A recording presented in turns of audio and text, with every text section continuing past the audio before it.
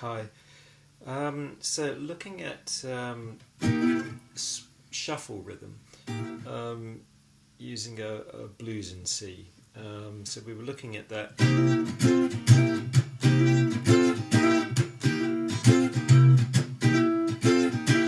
And then you could take the same shape up to the 4 chord F there, or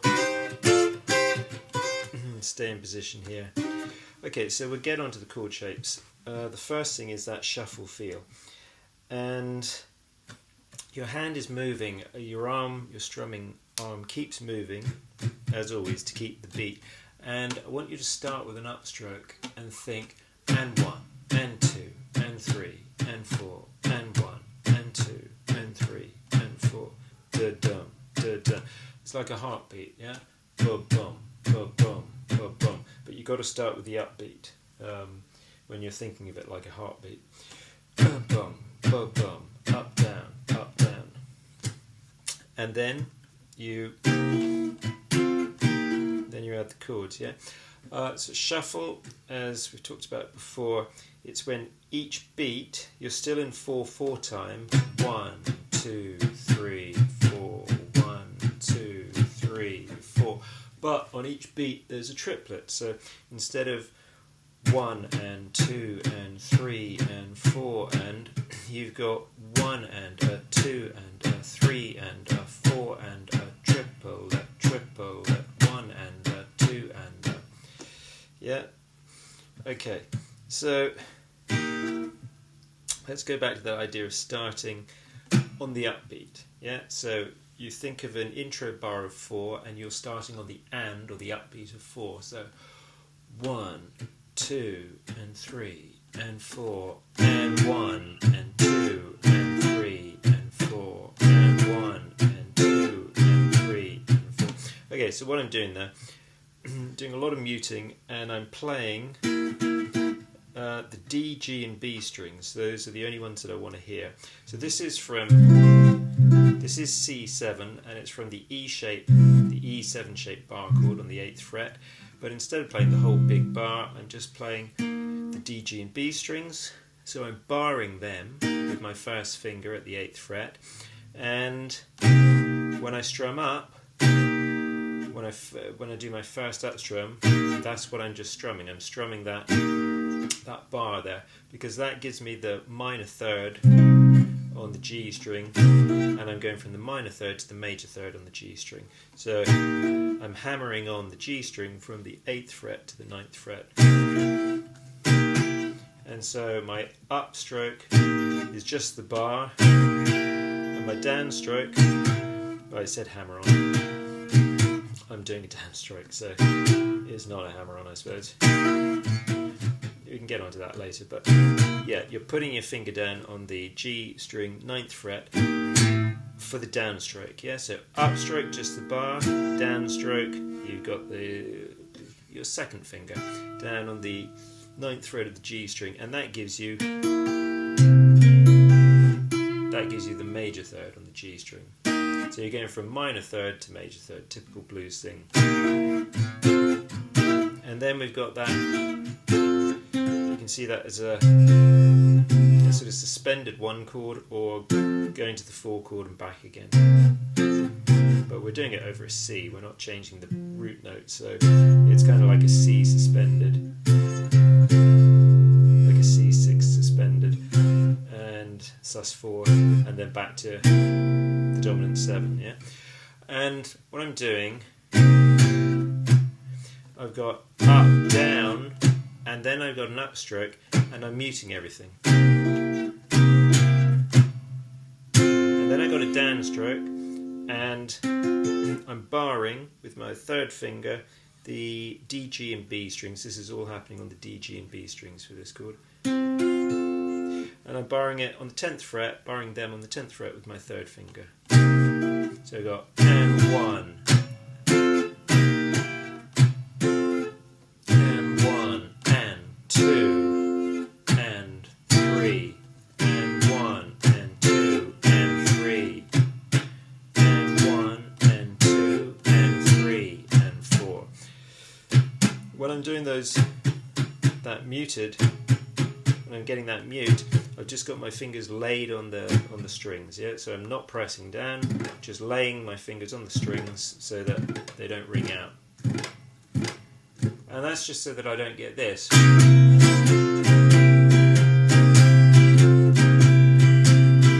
Because that doesn't sound so great. It sounds a bit much. There's too much sound.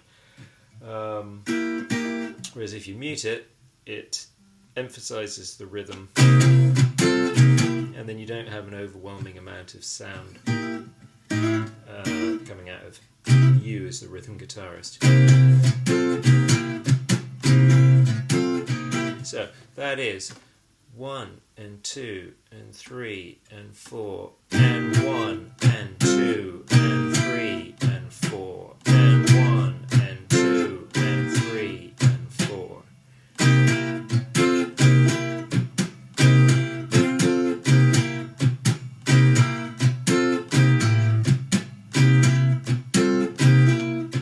Now it's pretty difficult to get just those three strings, the D, G and B strings ringing out, and to have the other strings muted, which is the low E, the A string and the top E. So the low E string is muted by my thumb over the top. The A string is muted by the tip of my first finger, and then when I bar at the 10th fret, by the tip of my, well, still by the tip of my first finger, because as you can see I'm leaving it there.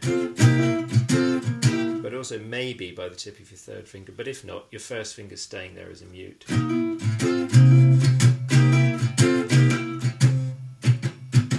And the the top E string is being muted by the underside of my first finger.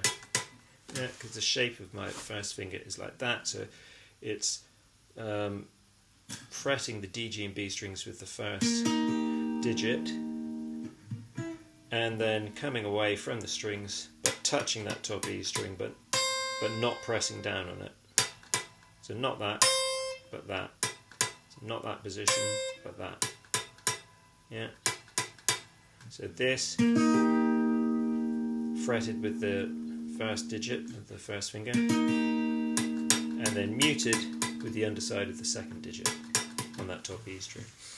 Okay, so you got that rhythm of 2 and 3 and 4 and 1 and 2 and 3 and 4.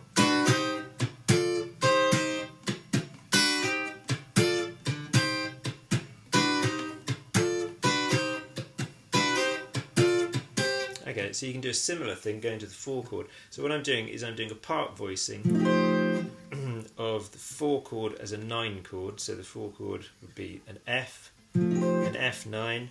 If you played the full shape, it would be starting on the A string, fret 8, 7, 8, 8, 8. So I'm just taking the top 3, 8, 8, 8, and barring it with my first finger, yeah?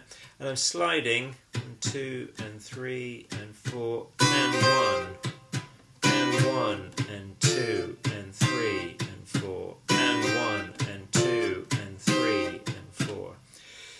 So I'm sliding from the 7th fret to the 8th fret, whoops, and the other strings, the 3 bass strings you want to be muted, I'm muting the D string with the tip of my first finger, and my second finger is not pressing down on any strings, it's just, it feels natural for it to be, well, there, and rather than having it sticking out away from the fretboard, I've just got it sort of laying on the E string and a bit on the A string. So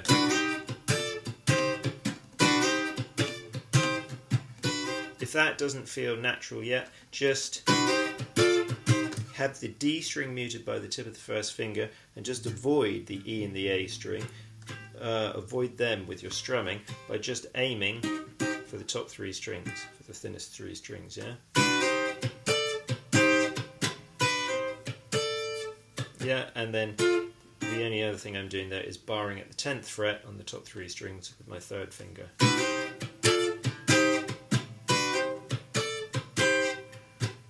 Okay, so that's and 1 and 2 and 3 and 4 and 1 and 2 and 3 and 4. And then back to, whoops, lost it there. So your first finger is already at the 8th fret, barring the top 3 strings, so it just moves physically up to the D, G and B strings again for the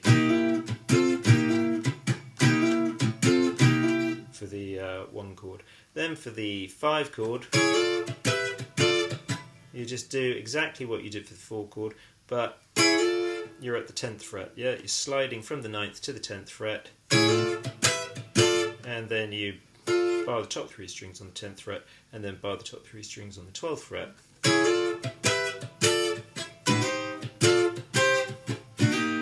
Whoops. So here you don't slide it. You could do.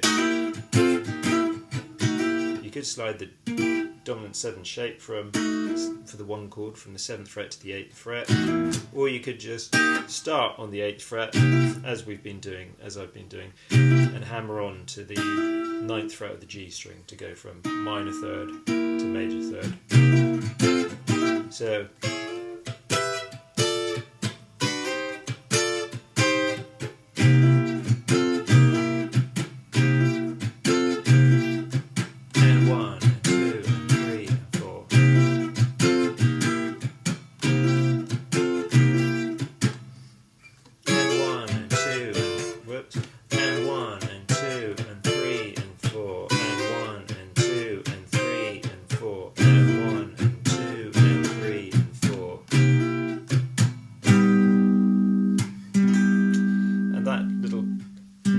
turnaround there, going from the 1 chord to a 5 chord.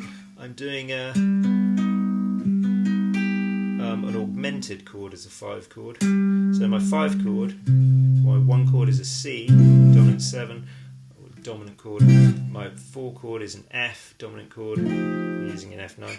And my 5 chord, I've been using a 9 chord as well. And it's G, G9, so that's root on the A string, 10th fret.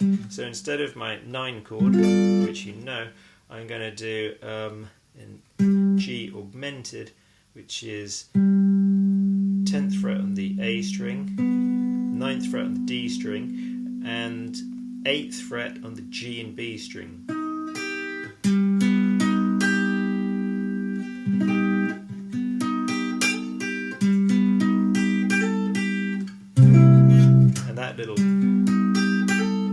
That's a hammer on to the 10th fret on the B string and back to the 8th fret on the B string, and that augmented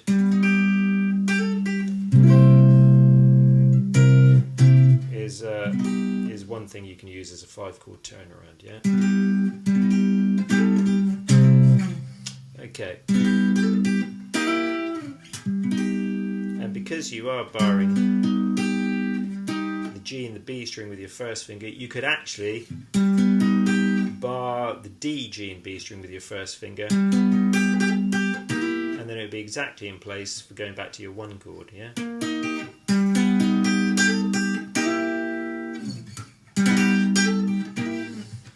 Okay, so that's the main thing I wanted to talk about, the shuffle feel and keeping in time. And the main thing is keeping that strumming arm going. And if you want to think of a heartbeat, it's up, down, up, down, up, down, up, down, boom, boom, boom, boom, soft, loud, soft, loud. And in terms of counting, that's 3, 4, and 1, and 2, and 3, and 4, and 1, and 2, and 3, and 4, and 1, etc. And then you're just putting these shapes to it. You could just stay on a simple bar chord, and 1, and 2, and 3, and 4. If you do, rather than have the whole bar chord ring out all the time,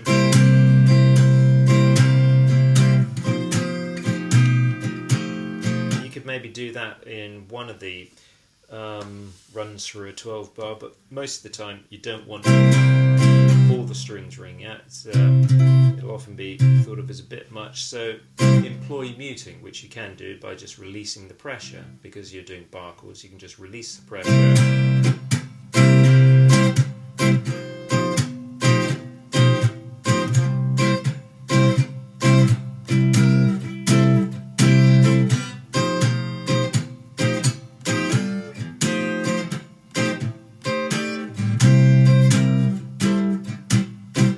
So this hand, whatever this hand is doing, my rhythm hand is just going ba-dum, ba-dum, ba-dum. It's just keeping that, keeping that pulse.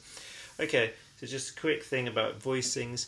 There was I was doing the, like I said, just a part chord there. That's the flat 7. That's the minor third to the major third, and that's the 5th, of the 1 chord. You could also do, which is dominant 13, flat 7, 3rd, major third, and the 13, and there's your root. And that voicing is again on the D, G and B strings, and you've got fret 8 on the D string, fret 9 on the G string, and fret 10 on the B string. And if you wanted to, you could add the little finger on the top E string, 10th fret, so same fret as your 3rd finger, and that gives you the 9.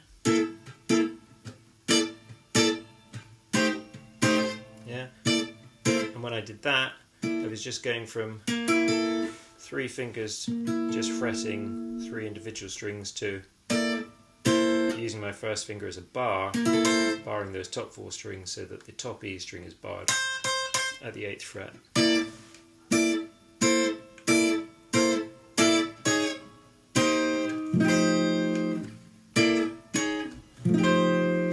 And you could use a bit of chromaticism there. There you've got your 1 chord, your 13, dominant 13, and then you could go to a 9 shape on the 4 chord, a fret up, and then take it to the actual 4 chord. So F sharp 9, F9.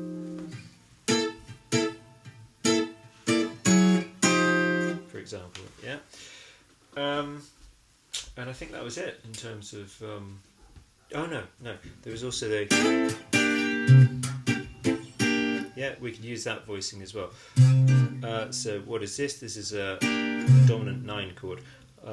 There's my root of the 1 chord, C, and then I'm on the D, G and B strings again, and I've got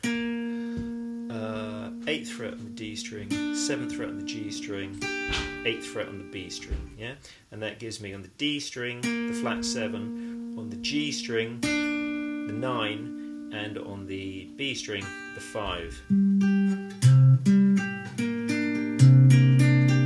And with this shape, so on the D, G and B strings, 8, 7, 8, that's the one like in Freddie Freeloader.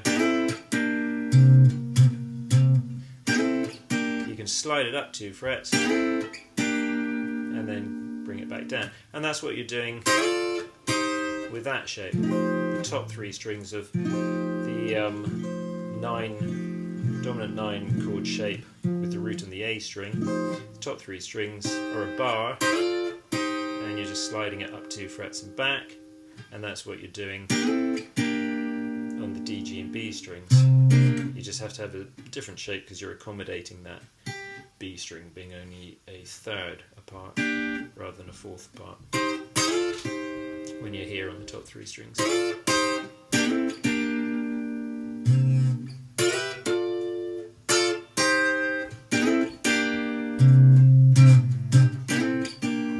And there I wasn't using the swing or shuffle feel. I was just showing you the voicings there,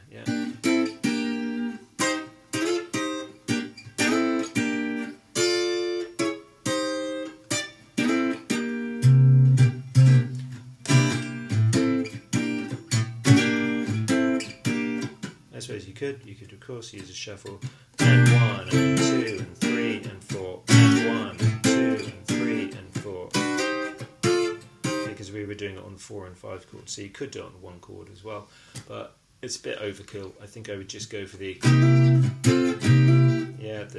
dominant 7 shape, hammering on from the minor third to the major third. Okay, that turned into quite a long one. I hope that's okay.